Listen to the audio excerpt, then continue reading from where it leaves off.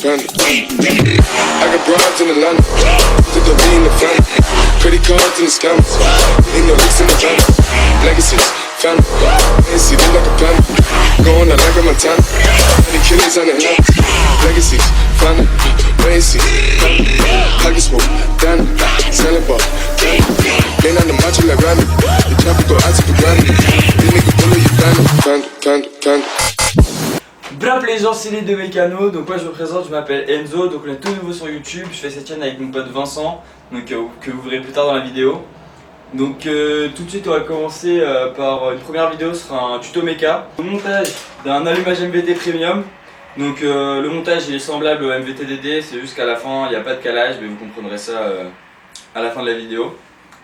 Donc voilà, on va passer tout de suite à la présentation des outils que vous avez besoin pour réaliser ce montage. Donc pour réaliser ce tuto, pour le montage du MVT, vous avez besoin d'une clé de 21, d'une clé de 17, d'une clé Torx, donc sous forme de clé à laine ou comme ça, d'un petit embout à laine ou d'une clé à laine, d'un petit chiffon, technique du galérien, on verra pourquoi après, et des gants pour pas se faire les mains. Donc on va passer tout de suite au montage de l'allumage MVT. Donc on commence par mettre la platine. Donc la platine là c'est l'endroit où passent les câbles, mais bon ça c'est comme l'allumage d'origine, donc il faut que ça concorde bien avec les trous. Donc moi je sais c'est comme ça, voilà, ça concorde nickel.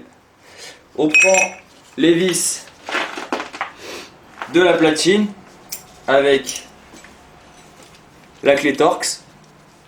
Donc on vient positionner la platine.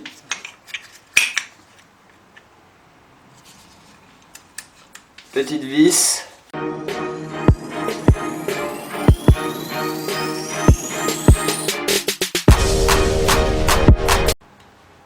Donc une fois qu'on a mis nos 3 vis, on va bien les serrer pour pas que la platine bouge, parce que si ça bouge, c'est pas très bien.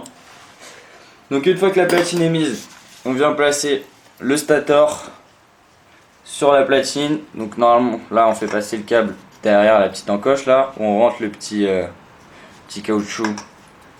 Là on fait passer bien les câbles derrière et normalement ça s'enclenche nickel, voilà. Ensuite on va aller mettre les deux petites vis d'ici sans les serrer. Laisser un petit peu de jeu, donc on vient prendre la clé à laine, on met la petite vis,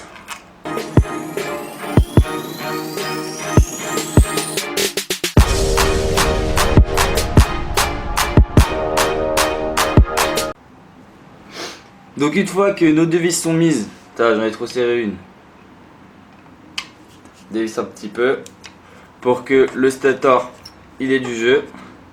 Donc ensuite, là on va passer à l'installation du rotor. Donc pour le rotor, moi j'utilise une pige de calage, mais c'est pas obligatoire. Vous pouvez juste mettre une clé à laine, donc il faut enlever la bougie dans le cylindre. Donc moi, je mets ma pige de calage. Donc ça se met à la place de la bougie. Pour ceux qui en ont une, moi je trouve que pour ça sert à rien, parce que ça coûte 35 balles pour l'utiliser une seule fois, c'est cher. Donc une fois qu'on a mis notre pige de calage, donc la pige de calage ça sert à quoi? Ça sert à voir quand est-ce que le piston est au point moro. Donc le point moro c'est quoi? C'est quand le piston est au plus haut dans le cylindre. Donc pour ça on va faire tourner le vilebrequin en mettant le doigt sur la pige de calage, parce qu'il y a un petit truc qui monte et qui descend qui est collé au piston. Donc avec une clé à laine c'est exactement pareil, vous pouvez voir quand est-ce que la clé à laine est au plus haut. Donc moi je vais le faire avec le kick parce qu'il y a trop de compression. Alors je l'ai loupé.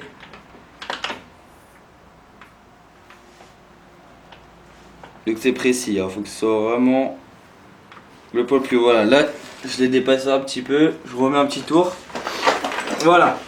Pige de calage est bien mise et que vous êtes bien au point moro, on va placer le stator, donc le rotor. Donc sur le rotor il y a une petite marque rouge là. Et cette petite marque rouge, elle doit coïncider avec une des deux marques qu'il y a sur votre stator. Donc normalement il y a des petites flèches. Donc cette flèche là, c'est si votre moteur tourne dans le sens des aiguilles d'une montre. Sur Derby, c'est dans le sens inverse des aiguilles d'une montre. Donc on va caler le petit trait rouge par rapport à ce trait là. Donc j'ai oublié de le dire, vous allez avoir besoin d'un petit maillet pour pouvoir enfoncer le rotor, parce qu'il n'y a plus de clavette, c'est directement collé. Donc là on fait bien coïncider, donc c'est aimanté, ça va très vite, donc il faut bien le mettre et plus que ça bouge. C'est pour ça que j'ai pas serré mon stator pour pouvoir bouger si jamais c'est pas bien mis. Donc là, des petits coups de maillet pour que ça bouge plus en attendant de mettre l'écrou.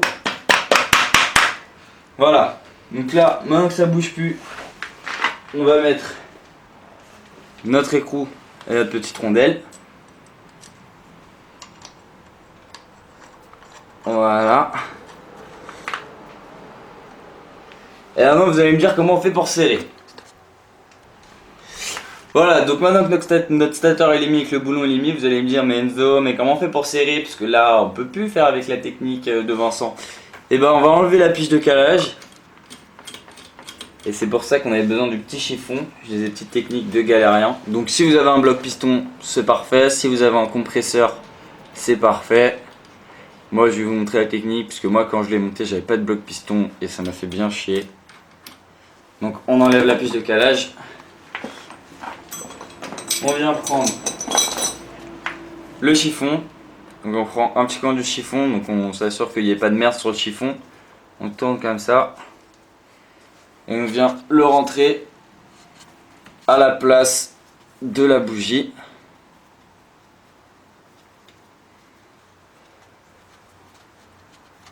Voilà. Et normalement, là pour savoir si ça marche bien, et je vais aller kicker. Et si je vois que mon piston se bloque, là par exemple c'est pas le cas, c'est qu'il faut que j'enfonce un peu plus mon chiffon pour venir bloquer le piston.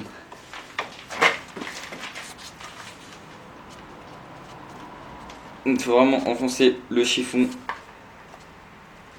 le plus possible.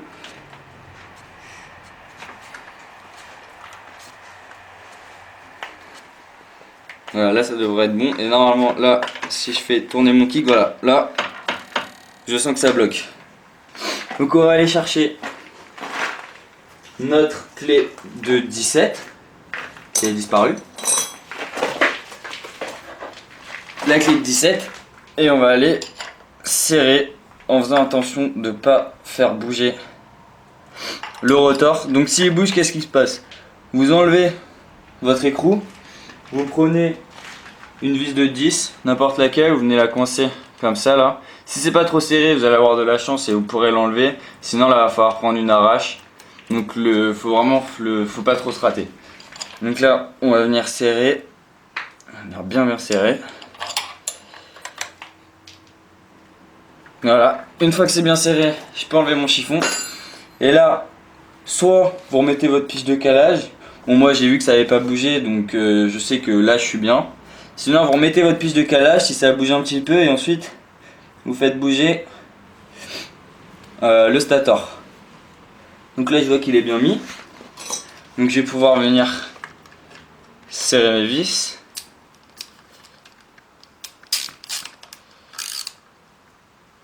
Donc on les serre bien parce qu'il faut surtout pas qu'ils bougent. Voilà, deuxième vis de gitan. Voilà, donc une fois que c'est bien fixé, on va passer au branchement. Donc maintenant on va passer au branchement. Donc là j'ai fait passer les câbles de l'allumage derrière, parce que moi je suis en double radiateur, du coup mon CDI je le mets derrière.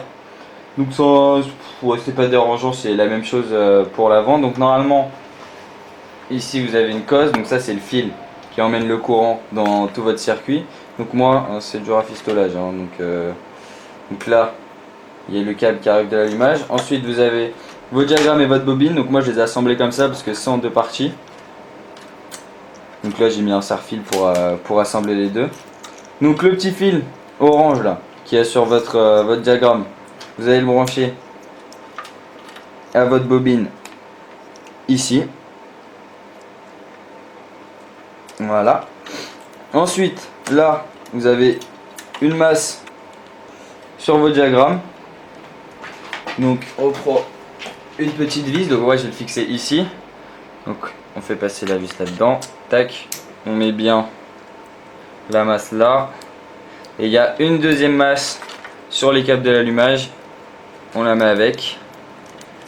Et ensuite, on vient fixer le tout sur le cadre.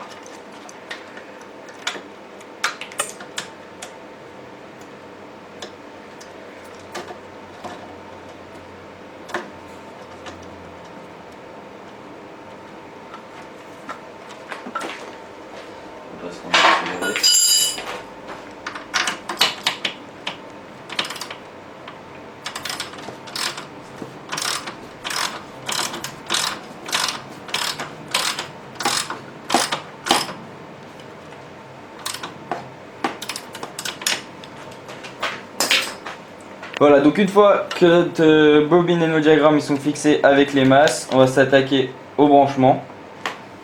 Donc là, on sort les fils du diagramme. Donc on a le fil noir et rouge avec le fil noir et rouge. Et c'est tout. Alors petite astuce, sur les diagrammes, on a un petit fil bleu. Donc je sais pas si beaucoup de gens connaissent l'astuce, mais ce fil bleu, on vous montrera au démarrage, en fait c'est une bride, ça va vous brider dans les tours. Donc soit vous mettez un interrupteur, soit vous le collez juste à la masse, comme ça, et ça vous bride dans les tours. Donc c'est pratique hein, quand il y a la police. Donc ensuite, on va venir brancher les câbles à l'allumage. Donc moi je vais faire mon petit rafistolage, hein. Donc normalement vous c'est déjà branché, donc là c'est le fil jaune avec le fil blanc, comme ça, et vous allez venir le brancher à votre circuit. Donc là je pense que vous voyez pas, mais bon de toute façon c'est tous pareil. Donc là j'ai remis ma bougie et mon antiparasite. Donc si vous êtes en origine, va falloir passer en BR9ES. Enfin si vous êtes avec la bougie d'origine, il va falloir passer en BR9ES ou au moins BR10, BR9. Moi je suis en BR9, ça marche nickel. Donc voilà, normalement ça devrait démarrer du premier coup de kick.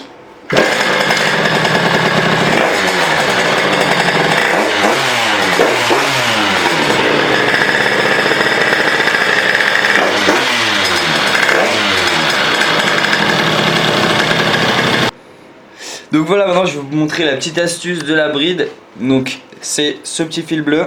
Donc le petit fil bleu, moi je le mets juste comme ça, hein. Après vous faites ce que vous voulez, il faut juste qu'il touche la masse. Donc on le cale comme ça, et normalement là vous avez bien entendu, ça montait bien dans les tours. Et maintenant on va voir ce que ça fait avec la bride.